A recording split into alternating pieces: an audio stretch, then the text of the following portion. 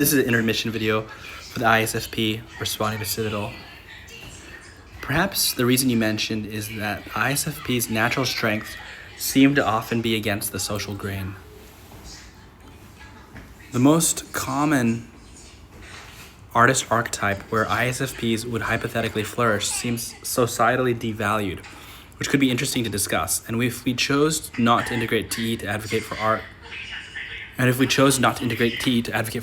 and meaning to be valued. This is what I wrote. I think actually ISFPs aren't artists, but are aesthetes. They don't like ugliness, entropy, and disorder. It seems to be the result of high sensitivity that causes ugliness to bother them, creating a type of perfection. If you look at your writing, so Citadel looks at her writing, it's always really polished. So I don't polish. I just write as fast as my little fingers can type. I speak without trying to think too much if it's right.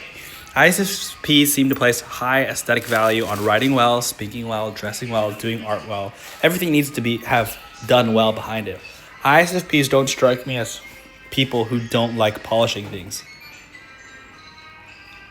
So they seem to have higher base standards for what looks good or looks nice or feels right. This leads them, I believe, to create new forms that diverge from the state-sanctioned art military complex. So artistic capital is specifically devalued because it represents decentralizing power. As soon as a dictator controls fashion, they control how people dress, means they control and enforce norms. But the aesthete thinks those norms are too basic, not polished enough. So they create their own style that makes the official style look really bad, LOL. Like my ISFP female friends in China are making other women who follow the cultural standard look bad. So like the powers that be standardized things for unification and centralizing power, and the sheep follow those standards. And then the ISFP goes off being an individualist and starts creating even more beautiful forms that expose the standard and authority behind it as inauthentic, unnatural, not beautiful. The ISFP strikes me as someone who rebels without rebelling. It looks like the forms represent the mind. As long as the forms are free, the mind is free. Therefore, those who seek to control us seek to control forms, so they can control minds. The ISFP sees these controlled forms as ugly, as not free, and they just choose new forms that are free expressions that reveal a mind not under control. This frustrates the powers that be and make the sheeps feel antagonized. This is my assessment of what I'm seeing in real life, ISFPs facing. Compare how you are writing to how people who are under mind control are writing. You're writing with so many questions, seeking and valuing perspectives different from your own. You seek understanding. The Ayatollah didn't want his people to speak this way and punished people who did this. So using the Ayatollah as a neutral example, he promoted people who were obedient followers, not questioners. Your questioning style is aesthetically pleasing to you because it seeks truth, but for those who want others to obey, questioning is against their interests. So they sheepify people into know-it-alls who don't ask questions. It appears you would find this style of sheepified brainwashed speaking, refusing to ask questions, a kind of aesthetically unpleasing type of speech. So you politely decline using this style and you follow your own speech pattern, which reflects a free mind.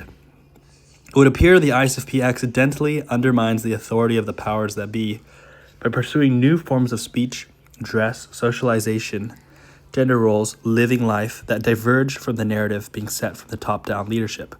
It's almost like if the ISFP just lives their life, does what they like, and wears what they like, says what they like, according to individual FI standards, they will invariably be more free, spirited, and nonconformist to the standards being enforced by power structures. So basically, the powers that be try to fit people in boxes and get everyone in a cookie cutter. And ISFPs are people that like doing things they like. They like wearing things they like. They like being, as FI DOMs, they're in touch with what they like. And they know they don't like being a cookie cutter. So they know they want to be pleasing, aesthetically pleasing to their own forms. So basically, ISFPs are cookie cutter resistant. And by being cookie cutter resistant, they actually make the cookie cutter people look bad. And they actually pursue their own individuality, their own individual preferences, create their own styles that basically mean that their mind is free to do what they like, and they're basically hard to be contained by the powers that be. And so the powers that be make the sheep think that those who are different, who don't conform, that there's something wrong with them. So it's like a tension between three groups, a triangle. The leaders sheepify the people. The people are now in a cookie cutter mode. In part of the cookie cutter mode is that they have to think that people are not in the cookie cutter. There's something wrong with them. That's why they're cookie cutter. So the ISFP thinks the cookie cutter is really like basic and it's not pleasing aesthetically. So they don't want to be cookie cuttered. So because they don't want to be cookie cuttered, they end up pursuing what they like, not illegally. They just do what they like legally, and they end up not following the cookie cutter standard. And so the leaders have promoted the cookie cutter people to actually socially punish people like the ISFP who are cookie cutter resistant by not giving them the same job opportunities, not promoting them, not encouraging questioners, only encouraging followers. So the ISFP is cookie cutter resistant.